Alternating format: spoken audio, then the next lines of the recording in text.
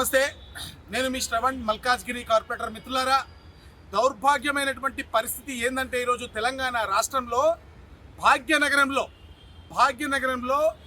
ఈ రోజున హిందువుల పేరుపైన, హిందూ దేవతల పేరుపైన దోపిడీ జరుగుతూ ఉంది.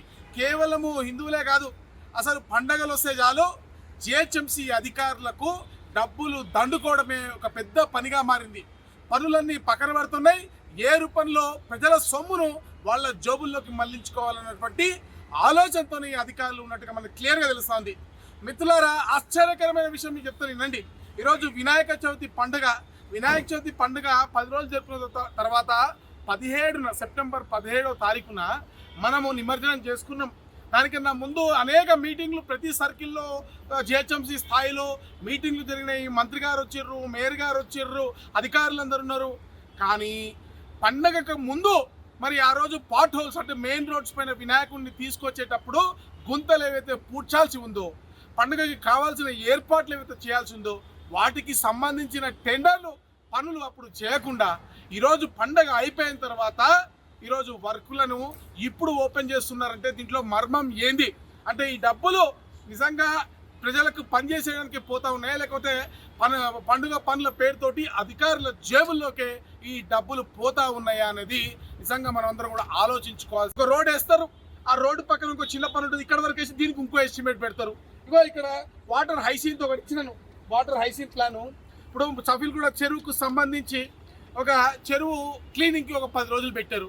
10 రోజులు పెట్టిన తర్వాత గుర్రపు డెక్క పూర్తిగా క్లీన్ కాకపోతే వెంటనే మళ్ళీ వచ్చేస్తుంది. మళ్ళీ తీయాలంటే 6 నెలలు పడుతుంది. కానీ మరి ఇది తెలియదు అధికారులకు.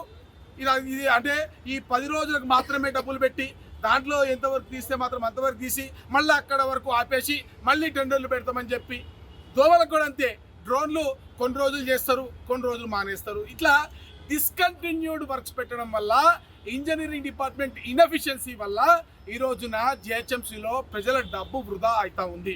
ఈరోజు మీరు ఇందాక చెప్పిన రోడ్లకు సంబంధించి ఏ విధంగా అన్యాయం చేస్తారు. జిహెచ్ఎంసీలో మీకు ఉదాహరణ చెప్తా. సఫీల్ కూడా చెరువు కానివ్వండి, బండ చెరువు కానివ్వండి, ఎస్టిమేట్లు వేశారు, వర్క్ ఆర్డర్లు ఇచ్చారు.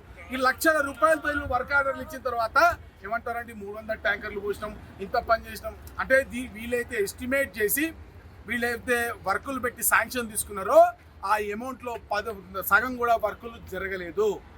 కేవలం ఒక చెరువులోనే ఈ విధంగా ఉంటే భాగ్యనగరం మొత్తంలో ఈ ఆర్టిఫిషియల్ పాండ్స్ పేరుతోటి, అక్కడ పాండ్స్ క్రియేట్ చేయని పేరుతోటి, అక్కడ జేసీబీల పేరుతోటి ఈరోజు కోట్ల రూపాయల ప్రజా సొమ్మును జిహెచ్ఎంసీ దేవుడి పేరు మీద దొంగల్లా బుక్కేశారు అధికారులు. ఈరోజు పంది కొక్కుల్లా ఈరోజు ప్రజా సొమ్మును వీళ్ళందరూ కూడా మేసినటువంటి మనం చూస్తూ ఉన్నాము.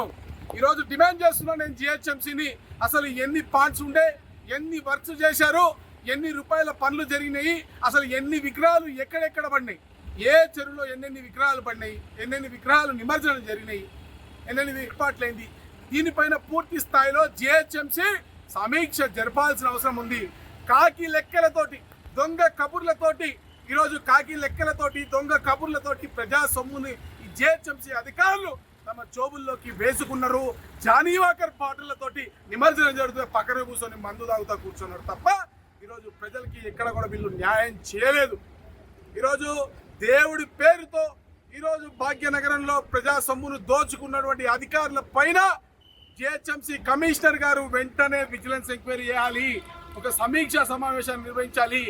ఈ అధికారులు ఎవరైతే అవినీతికి పాల్పడ్డారో వారిపైన చర్యలు తీసుకోవాలి. అసమర్థ ఇంజనీరింగ్ డిపార్ట్మెంట్లో ఉన్నటువంటి అధికారులు ఎవరైతే ఉన్నారో వాళ్ళందరినీ మరి ట్రాన్స్ఫర్లు చేస్తారా, సస్పెండ్లు చేస్తారా, మెమోలు చేస్తారా, వాళ్ళలో పనిచేసేటువంటి ఒక భయాన్ని మీరు కల్పించకపోతే ప్రజా సొమ్ము వృధా అవుతుంది. ఒకవేళ చేయకపోతే పెద్ద ఎత్తున ఉద్యమం చేస్తామని హెచ్చరిస్తూ భారత్ మాతాకి జై. అంతేకాదు జిహెచ్ఎంసీకి సంబంధించి వాటర్ వర్క్స్ చేసిన ఏర్పాట్లు కానివ్వండి, కరెంటు డిపార్ట్మెంట్ చేసిన ఏర్పాట్లు కానివ్వండి, మరి జిహెచ్ఎంసీ చేసిన ఏర్పాట్లు కానివ్వండి, వీటన్నిటి మీద కూడా ప్రత్యేకమైనటువంటి కమిటీని ఈ రాష్ట్ర ప్రభుత్వ సారథ్యంలో వేయాల్సిన అవసరం ఉంది. దాంట్లో జిహెచ్ఎంసీలో ఉన్నటువంటి స్టేక్ హోల్డర్స్ని భాగ్యస్వాములు చేసి నిజ నిర్ధారణ చేసి వారిపైన చర్యలు తీసుకోవాలని కూడా మేము డిమాండ్ చేస్తూ ఉన్నాం.